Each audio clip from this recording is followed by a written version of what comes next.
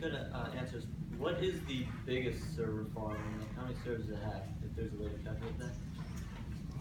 I wouldn't know which one is largest. I would say probably one of the larger ones is probably going to belong to big companies like Microsoft, Sony, maybe phone companies. But as for an exact number, I would have no idea.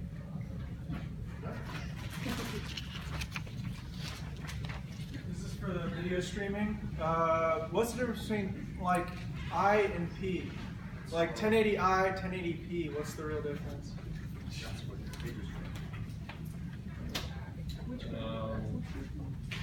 I don't Yeah, I is for have an answer for that. For interlacing, P is progressive. P is a little better. If you ever notice like an older TV, they'll have a flicker to it. That's the interlacing. It's basically what they were talking about. Some of the movement it's not going to show, so it alternates the frames. Progressive, it shows everything all at once. So there's no flicker to it. That's basically my understanding of the IP. Okay. Good. Which group were you? For the audio, you mentioned that you abuse the human. I forget what the term. Basically, you exploit the fact that we can't hear everything. So, are you saying that, for instance, if there was like a dog whistle on the audio track when it was first recorded, would that just be lost in the encoding because it says basically like, we don't need this? Is that what it is like you're saying? There's a few things with it actually. One of them is it takes into account the average pitch that a normal human is capable of hearing.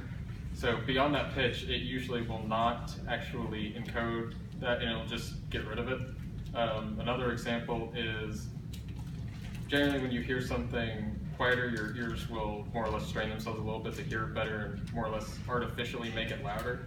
So anytime after that, it will dull quieter sounds afterwards. So because you won't be able to hear them. But as for the dog whistle, yeah, it would more or less just throw out the audio bits that correspond to that information and not put them into the final process, into the final part that you would actually be able to hear. Okay. Which group were you? How does the What was the group number? encoding process know what the human can hear? Is it mostly based on wavelength or is it based on frequency? If I remember correctly, it's mostly based on a mix of the two.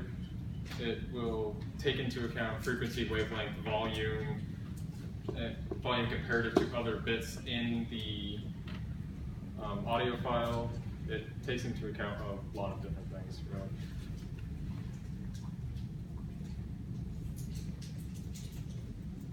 Okay. What's the difference between server farms and like the cloud? Server farm what? Cloud.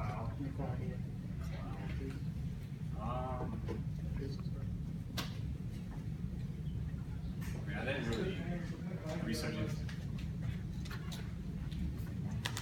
Well, that was my try. So I think cloud's all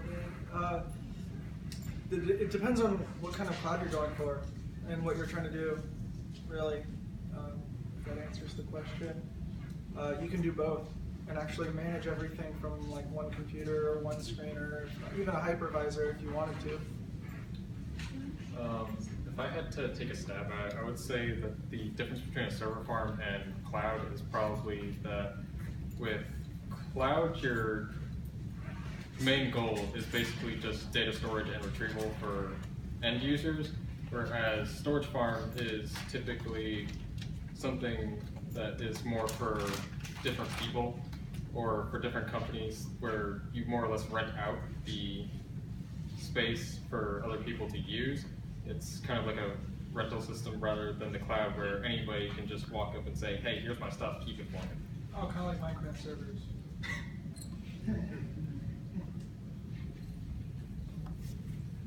So it's about like a proxy server, and what's the difference between proxy server and reverse proxy server? sorry, I didn't hear your question. Yeah, what was the second? Oh, it's just like proxy server. What's the difference between just a proxy server and reverse proxy server?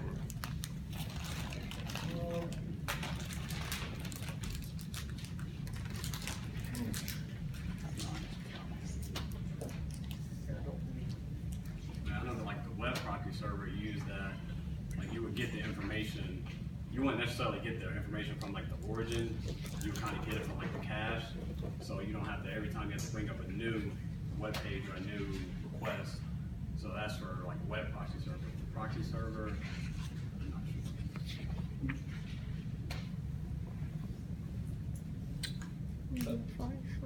You're talking about CDNs. Is there any sort of like limitations to like deploying that in like a business environment? What exactly would you use that for? A business aspect, I guess. Using it in terms of a business would probably be simply having everybody on a same network that can be supervised, more or less like if the school system, for example. At any point while you're using the school's internet, you're on a network that can be supervised by the school to make sure that you aren't doing anything that's more or less against the terms of the agreement. Like, for example, here you're not allowed to use the school's internet for illegal activities such as downloading things that are copywritten without, say, paying for them. Like, you can't go somewhere and download music illegally, et cetera, because that would be a violation. If they catch you doing that, they would be using the CDN to access what you are more or less viewing or doing at that point in time. And the same could be said for a business environment where a boss is checking up on their employees to make sure they're doing work or they're not like looking at porn or something. Well, like the torrent, like the downloading music and such, that's mostly in like torrents and stuff, which is the peer-to-peer networking part of it. So. What would be the advantage of having the web server listen to a different port than A? I'm sorry. Repeat the question. To have the web server listen to a different port than port A. I noticed you have. I'm sorry, people over here are talking and I can't hear. What would be the advantage of having the web server listen to a port other than 80? I tried it with 80 and I just kept getting connection errors, so I pick a random port. Because you have a web server that's taken already that port. That's probably. Yeah. Yeah, I just kept getting errors on 80, so I just said, Yeah, F so it, and I just typed in 8888. And it listened to that only, so. so we can have one server bound to one port. You can't have 2 or 3 servers bound to the same port. So apparently he had something on the port 80 already running, so he picks and run the port. Which is fine. You can pick any port that you want. It's just the clients need to know what that is, because they assume 80 by default. Is that every group? Which one for you? What one for you? I'll take that as a yes. Okay, let's upload the presenters.